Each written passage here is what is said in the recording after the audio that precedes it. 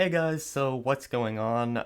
You might remember, if you're a longtime viewer of this channel, a video that I made quite a while ago, and that video was called Kotaku Wants All Bosses to Be Skippable, or something along those lines. I'll put the video up on screen now in case you haven't seen it and you want to go watch it. It looks like Kotaku's dream came true when it comes to Death Stranding 2 because the bosses are skippable, and everybody's favorite gaming journalist website, Polygon, is celebrating. Death Stranding 2 is way more enjoyable if you skip all the boss fights. Pretend you won? Yes. I think I will.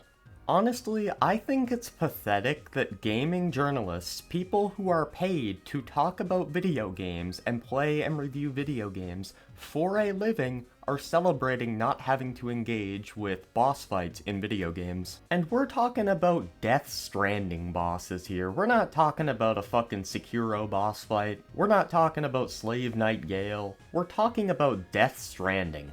And this is different than just adding like some sort of easy mode or something like that. The game already has easy mode. This is straight up not engaging with the content at all.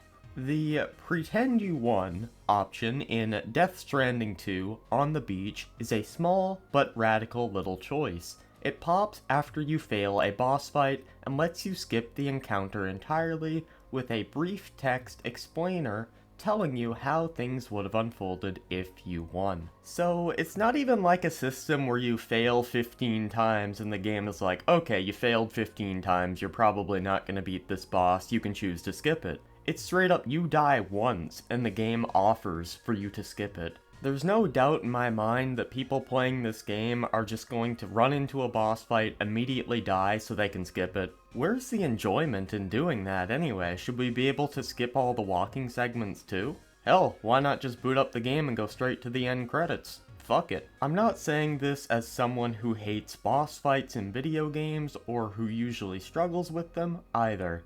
I beat Mesmer in Shadow of the Erdtree before From Software nerfed him, and I liked it. How much do y'all want to bet this guy ran to the back of the arena and had 2 players summoned in to do the boss fight for him? Because I can tell you right now, as somebody who's played Elden Ring, that Elden Ring bosses are way harder than anything you're going to face in Death Stranding 2.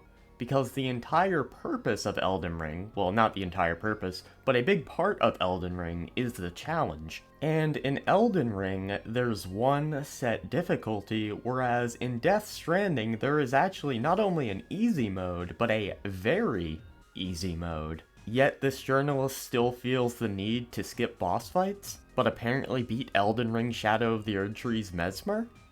You know, things aren't adding up here. I like Death Stranding 2's bosses as well, on a conceptual level. Their evocative encounters made all the more impressive by how Kojima Productions turned mechanically straightforward moments into memorable set pieces. They are basic though. If you strip away the emotive music, the sound effects, and the unusual influences some of these enemies have over the environment, you're left with the equivalent of a standard boss fight from any mid-2000s 3D game. A small arena is home to a big boss with maybe 3 attacks, and you attack it, run away, and repeat. I mean, if they're so basic, you should have no issue beating the bosses, and I mean, especially considering you review video games for a living, and talk about video games for a living. There's a bit of a difference between just the average player skipping a boss fight. I still don't think that should be an option, you know, just not engaging with the content. But there's a difference between that and somebody whose job it is to talk about video games and review video games skipping bosses. The redeeming feature of Death Stranding 2's boss fights is that they're spectacles with an integral role of the story, not just encounters thrown in as progress checks or to give you something to shoot at. Take the tutorial boss fight, for example, the giant BT that appears in the middle of Deadman's recorded message for Sam. Sure, the idea is to teach you how to handle giant enemies, but it's also another disruptive moment for Sam, following a string of unwanted interruptions and emotional turbulence. His time with Lou is interrupted at the start of the game. The appearance of beached things in the region interrupts his trip home.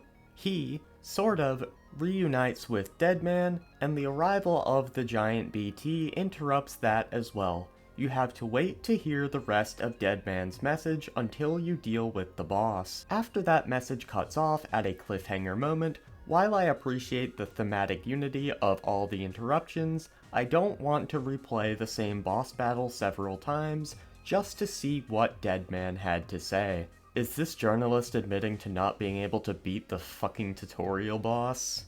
Dear God, man. Maybe it's a skill issue, you say, and sure, fine, I'll admit it. I'm not the best at correctly timing a dodge after the camera decides to lock onto the sky, or when Sam randomly takes ages to recover from a hit and can't evade an incoming instant death attack as a result. This literally sounds like something DSP would say. If you're unable to beat the bosses, lower the difficulty. And if you're still unable to beat the bosses on very easy, I think you might need to find a new hobby, my man. And that's exactly why Death Stranding 2's Pretend You Won button is such a good, necessary choice. As enjoyable as some of these battles can be under the right circumstances, this is not a combat game.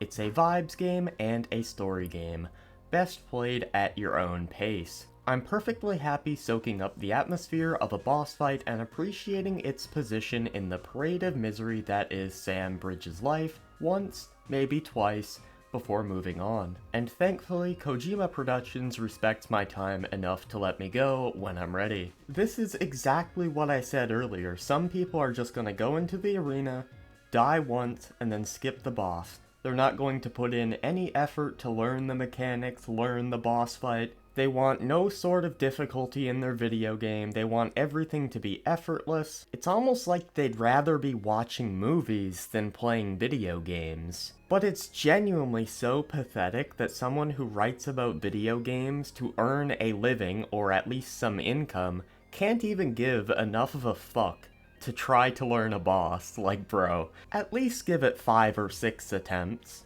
But that is the end of the article, but we're not gonna end the video here because obviously whenever these gaming journalist outlets put out an article, they always tweet about it, and the replies are definitely worth checking out, especially in this case. So we have Polygon's post here. Death Stranding 2 is way more enjoyable if you skip all the boss fights. Macro art comes down, ratios Polygon, and says, life is way more enjoyable if you skip reading all Polygon articles. Which, you know, I would have to agree with, especially after what we just read today. Exergrim, I think is how you say that, says, pretty sure we demand more out of toddlers than game journalists. Fitting shapes into holes is more effort than this. Press A to awesome stuff. Pudum says, journalist mode remains undefeated. Is there anything that game journalists hate more than playing games? The people who play them. Demain Devile says, you know there is another entertainment concept. It is like a game, but only cutscenes. It's called movie. You should try it. Maybe it is more fun to you if you don't like the interactive part in games. Yeah, and in all honesty, I could not agree more. Anyway, I don't have anything else to add, so we're gonna go ahead and wrap the video up here. If you guys enjoyed, make sure to leave a like. If you didn't, you can leave a dislike and a mean comment. And yeah, I'm out.